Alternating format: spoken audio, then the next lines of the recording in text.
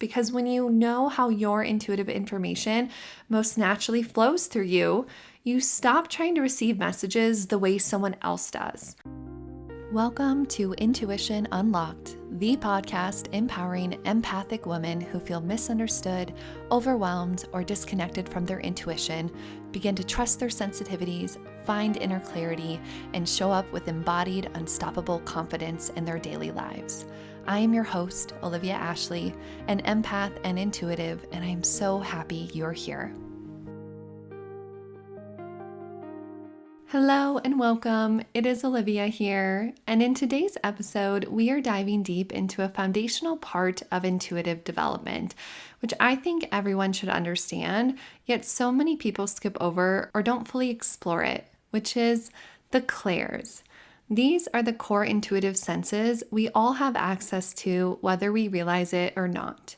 By the end of this episode, you will walk away with a clear understanding of what each clair is and how it works, tools to help you begin connecting with and strengthening your dominant clair or clairs, and a new level of trust in finding and using your unique intuitive language.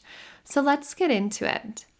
I want to start with a little background on what the clairs are and where they came from.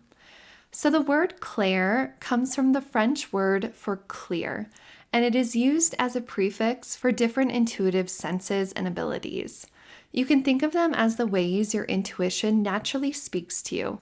Just like we have 5 physical senses, our intuition, which is our sixth sense, has its own unique ways of receiving and providing you with information, and these come through the clairs. You can think of these as a more in-depth explanation of how intuitive sense can work. And the clairs we know of are clairvoyance or clear seeing, clairaudience, clear hearing, clairsentience, clear feeling, claircognizance, clear knowing, and then 2 lesser known ones, which are clairalience, clear smelling, and clairgustance, clear tasting. And these clairs are available to everyone, yet often you see that each person has their own dominant clair or clairs, the main ways and pathways that the intuitive senses are using to give you guidance. And that's what we're going to explore and hopefully be able to help you understand in this episode. And there is not a single person credited with inventing the clairs because they've been observed and described in different spiritual and metaphysical traditions for centuries. Yet the modern breakdown of the clairs became much more widely spread and used and expanded on in the 20th century through intuitive development circles, and especially through the work of spiritual teachers, psychics, and energy healers who started to categorize the ways people receive guidance to a further extent through the clairs. And I see the clairs as being a foundational aspect to understand as you are working on your own intuitive development. That's because when you can understand the clairs and how your body is communicating to you through one or multiple of these, it can help strengthen your own intuitive abilities, as well as help you trust yourself and the insight you receive more because you're understanding how your intuition works and the senses and pathways it's using to push and pull in information to you. One of the biggest struggles I often see when people are working with their intuition is the feeling of unsureness and lack of confidence on how their intuition is speaking to them. And often there's a level of second guessing themselves. These are really natural things to come up against because we are not taught that intuition is even a sense. Many of us just find it and start working with it. And so when we don't have that roadmap or that ability to talk with others or compare or hear others' stories, it can be more challenging to navigate and understand what is really coming through your vessel and body. And yet, the clairs can help tend to these struggles because when you know how your intuitive information most naturally flows through you, you stop trying to receive messages the way someone else does.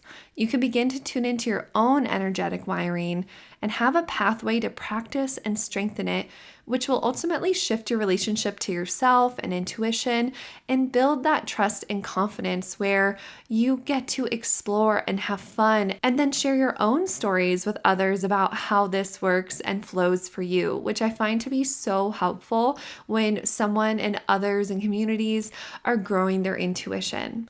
So once you've identified your dominant clair or clairs, working with them will give you a more grounded, confident relationship to yourself and intuition.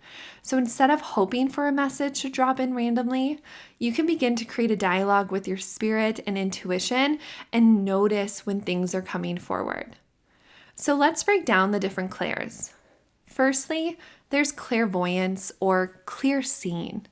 And I'll start with this one because it is the most well known, though often misunderstood.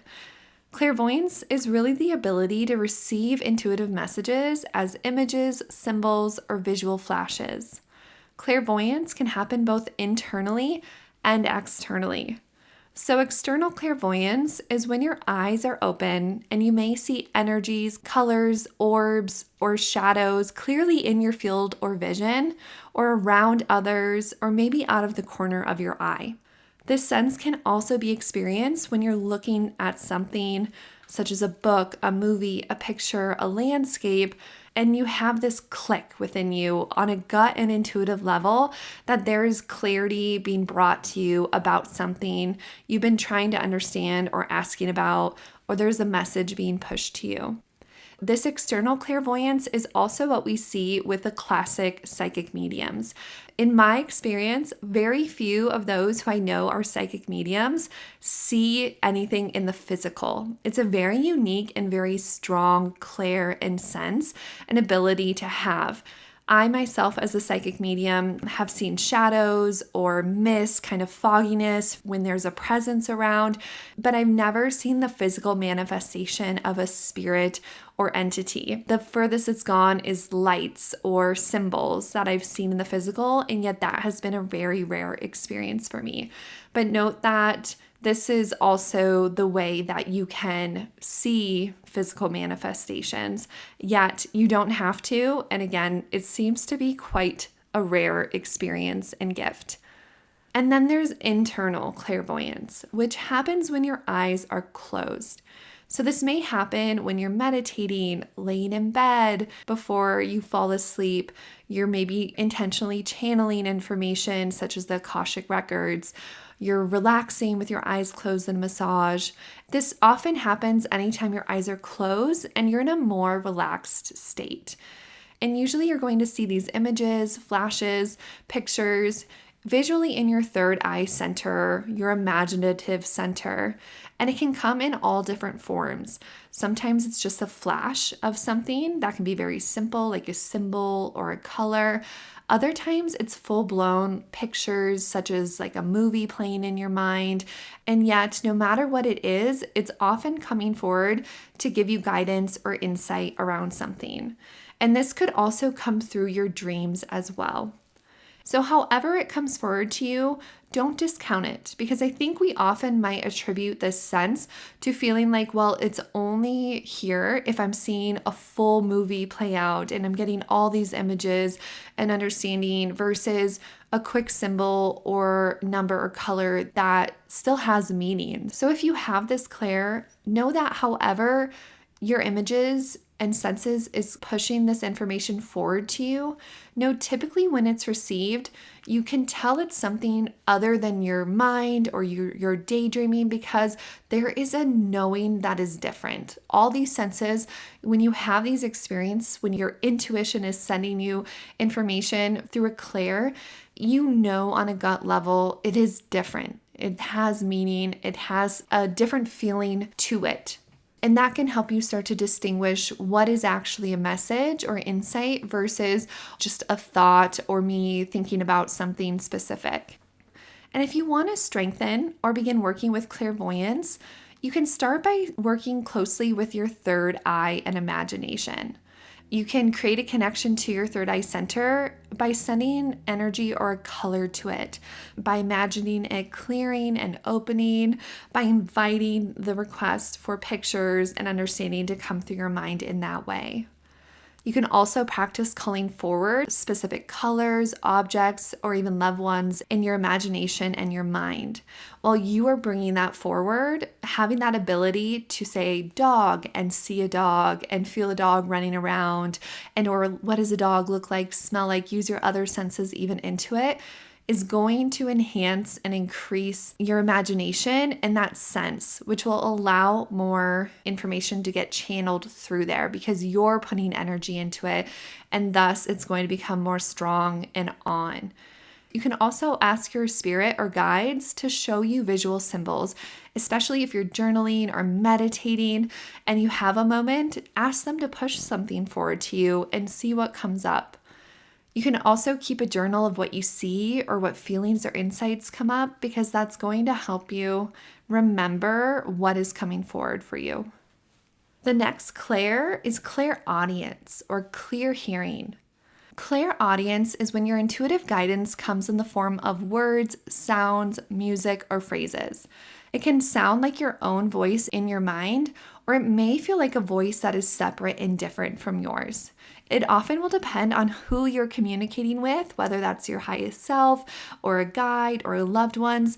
For me, as someone with a very strong clairaudience sense, the voice changes depending on who I'm speaking with. And like clairvoyance, clairaudience can also happen internally and externally. External clairaudience is when you hear something outside of you. So a song comes on, you overhear a conversation, or you're having a conversation, and a sound or phrase sparks meaning and understanding within you. It will often answer a question of yours or give you guidance or information around something you were looking for or wanting to know about. And I find that many times this will happen in conversations with friends or a random person that you meet and you just talk for a few minutes. Typically, when those things happen, I always trust there was a purpose, whether it was me giving insight to that human, them giving something to me. There is an exchange that happened that was purposeful because I think in our day-to-day lives, we don't often have a lot of opportunity for probably most, at least, unless you're in a city and you're constantly changing your routine, to be out and about or meeting new people and having interactions outside of your immediate family, your chosen friends, your work colleagues. So also notice when and who shows up in your life and what the conversation is, because I see a lot that comes through with that. And then internal clairaudience happens when you hear words, phrases, or messages being spoken to you from within. So this can be your own intuition or from outside beings such as spirit guides, ancestors, or past loved ones. The list goes on and on. There's so many beings and entities and energies and frequencies you can connect to, and I'll definitely do an episode in the future about that. And like I said, I've often seen that these voices will adjust depending on who you're talking to, but that's not always the case. I do know some where it is their voice and it's just getting outside information. They can distinguish this is being pushed to me versus my voice thinking these thoughts. And also, usually a person with clairaudience has a dominant ear or side of their head that they will hear these messages from. I'm not sure why that happens. I think it's a channel, the channel or the flow of energy. It becomes helpful to have one side of your head and your ear to be receiving versus your whole head. Because when I'm thinking and I'm here, I myself get everything on my left side. That's where I will receive words and conversations from my guides and spirit. And it's really helpful because it's minimal, like it's one half of my hemisphere. And so I can still be very present and aware with my whole brain while there's just this like I'm on the telephone kind of is what it feels like. So if you have this, notice if voices or insight comes through one side or the other, or if you often have maybe more of an internal versus external clairaudience sense. And to help you strengthen or utilize this clair more, I would recommend that you start by tuning in to the quiet and making opportunities to have space and quiet in your days. This is going to help you be able to tune in and tune out some of the external world. You can also close your eyes and imagine hearing your favorite song or the waves crashing at the beach, a bird chirping, or a car horn honking, something very specific and visceral. See if you can pull forward that sound in your mind, again, using your imagination, but see if you can hear it or know what that would feel like or sound like. And this will help you turn that Clair online, as well as clarify for yourself which side you hear more dominantly on and what this feels like. From there, when you're in the outside world, start to notice and listen for any repetitive phrases you're hearing or songs. If you're listening to music, if there's a lyric that really just hits deep and feels different and meaningful, or if there's guidance that sounds like a whisper of truth, whether that comes through a friend or something you overhear. Going back to the quiet, I think meditation is really important, probably for all of the clairs, but especially for clairaudience and clairvoyance, because when your mind is quiet, it will allow for guidance to come forward. And you can welcome guidance in by asking inwardly, what do I need to hear today? And then just listen if anything comes forward. The next clair is clairsentience, or clear feeling. Clairsentience is the ability to feel energy and emotion clearly in your body. This is truly the empath's gift. So if you walk into a room and immediately sense the mood or feel others' emotions in your body, you are working with clairsentience. And this clair will pick up on all ranges of emotions and feelings in rooms and spaces. They can be from heavy, uncomfortable energies to really peaceful and welcoming energy. And that can be really overwhelming, especially for empaths and highly sensitives. When you're experiencing this and it's a dominant clair for you, it's important to be mindful and aware of what sensations and energies are yours. Like really cultivate a practice and understanding of this is what I feel like. This is what is my baseline energy and senses. So then you can more easily distinguish what energies are not yours, what is in your field, and then how to release them. Because that is going to be so important, especially as you navigate the world. I often see clairsentience can also pick up on ghosts and spirits. And so that can be one of the first senses that will come forward when you walk in a room or a space or something's there present. Often it's a feeling and emotion that, whoa, something just shifted and you know it wasn't yours. And so learning to also manage any fear or immediate feelings that come up, because it can be really overwhelming when these sensory experiences come forward and then there's all this emotional weight to it. But I really think that clairsentience is such a beautiful opportunity and gift and clair, because you can use it in your day-to-day to help navigate relationships, to help others. Like, not only are you picking up and feeling others' energies, but I often see that with this, you have a much stronger ability to walk into a room and affect others' energies. So really knowing, how do you show up? How do you affect others? And what are you not only perceiving, but emitting out into the world around you? Because with being an empath and such, you get that opportunity to really affect people in that way. I also want to note that clairsentience also can involve the other physical senses of touch, taste, and smell, because these senses often invoke feelings and emotions. So you could sense a temperature change or smell something that has meaning to you or relates to a specific person or memory. Could be perfume, food, car exhaust, really kind of random but specific things. And know that the things these senses are picking up on may or may not actually be happening in the space you're in real time. Yet your nose, skin, and mouth are being sent pieces of information through these sensations to give you insight and messages. And so it's important to note that you also have a smelling and a taste sense, which is really quite cool when you think about it, that your body and these physical senses can even be interacting with your clairs and your intuitive sense, all in effort for you to be picking up and receiving and processing and making sense of the energies, the frequencies that you're coming into contact with in the space at any time. And it's important to distinguish that smelling and taste sensing have their own Clair names. Now, these are a little different than the physical senses, but they are using those physical senses as pathways for sending intuitive information. So they have their own Clair names, and the first is clairalience or clear smelling, and clairgustance or clear tasting. These two are less common, but still very real. Clairalience is smelling scents that aren't physically present, like your grandmother's perfume or a specific flower connected to a memory. And clairgustance is tasting something without eating it. Often, again, it's linked to someone in spirit or a memory message.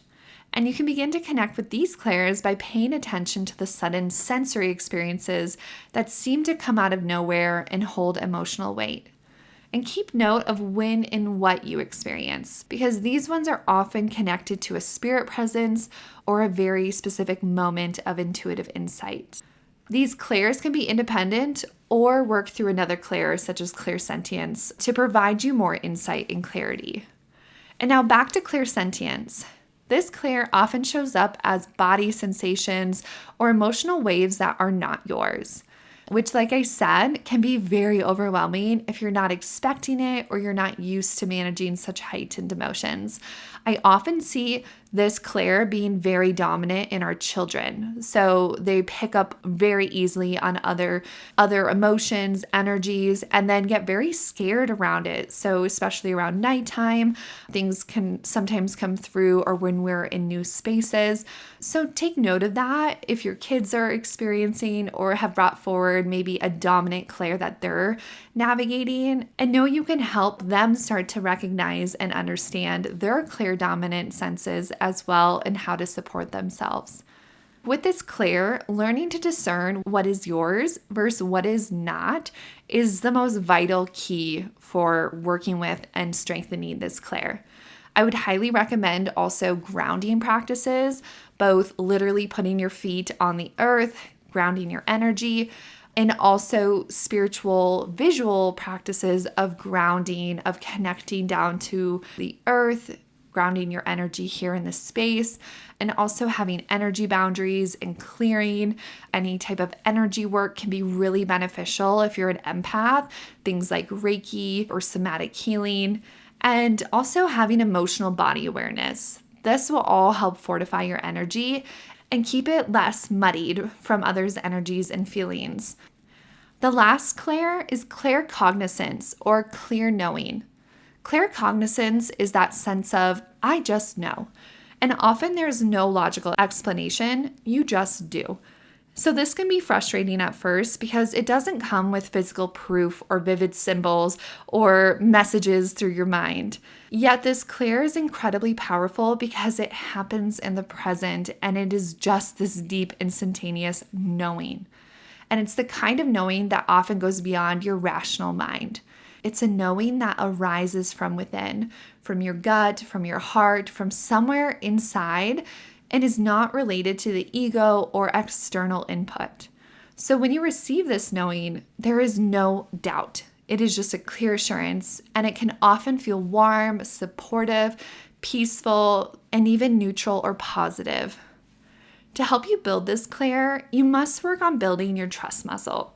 Just as with your intuition, when you start understanding your clairs and how you receive their insights, you must be able to trust what it is that comes forward. Remember that these senses often will bring you clear, simple, and neutral information that is meant to give you clarity or insight. Yet your mind and ego are what will question it or pick it apart and make it confusing to trust. So having discernment is going to be key, especially with claircognizance, so you can start to distinguish what is a clear knowing and what is your ego mind telling you. So to help you start trusting these instantaneous downloads, when this happens and you just know something, I would recommend that you have somewhere to write it down and just immediately get it out before your mind talks you out of it. So then you can go back and remember, okay, here was the message, here was the knowing, how did I feel when that came?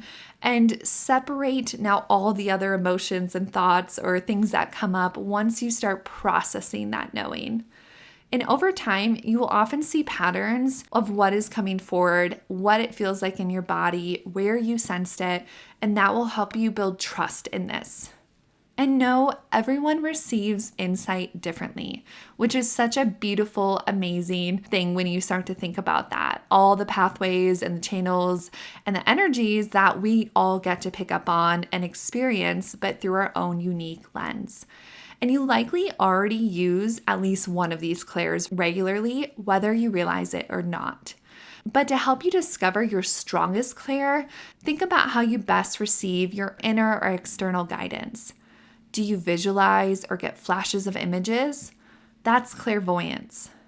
Do you hear lyrics, phrases, or inner dialogue, or often pick up on pieces of music or conversations that feel big or provide ahas? That's clairaudience. Do you feel others' emotions or physical sensations easily and often take them into your body? That's clairsentience. Or do you just know things before they happen or get the answer to something you're looking for in a quick flash of knowing? That's claircognizance. So reflect on past intuitive moments and ask yourself, how does my guidance typically come through? I really think journaling and meditating are beautiful ways to help you start to reflect and provide you the space to begin noticing your patterns. I think this episode and this information is so important because I have found that when you understand your dominant clair, you become empowered to stop searching outside yourself for clarity. You begin to trust your own inner language, work with your gifts, and let intuition be a guiding force instead of a guessing game. And the more you trust, the louder and clearer your guidance is going to become. And I also want to say that when it comes to working with your intuition and developing your clairs, it can really help if you stay open, curious, and have the intention of having fun be a part of these practices. It is so natural to feel blocked at times, unsure of the guidance coming forward, or uncertain even which clair is your most dominant. Yet, you can do yourself a favor and help release any pressure you might be putting on yourself to fully know or rock the use of your intuition and clairs just by letting go of any expectations and letting yourself have fun. Let your imagination be your best friend with this, and make sure to keep it light and experiment as much as you want through the different senses and clairs as you learn more about yourself and what your clair is. So let's do a quick recap. Remember, the clairs are the energetic senses your spirit and intuition uses to communicate with you. No, everyone has access to them, yet you each have one or two that usually come through more strongly than the other, and these are considered your dominant clair or clairs. And remember, learning your unique intuitive language is the key to deepening trust and clarity, so have fun with it, enjoy it, experiment with it. I hope this episode and information helps you start identifying, honoring, and growing your intuitive connection even further. If this resonated with you, please make sure you're following the show, leave a review if you'd be so kind, and share this episode with a friend you think would love to connect with their intuition in a deeper way.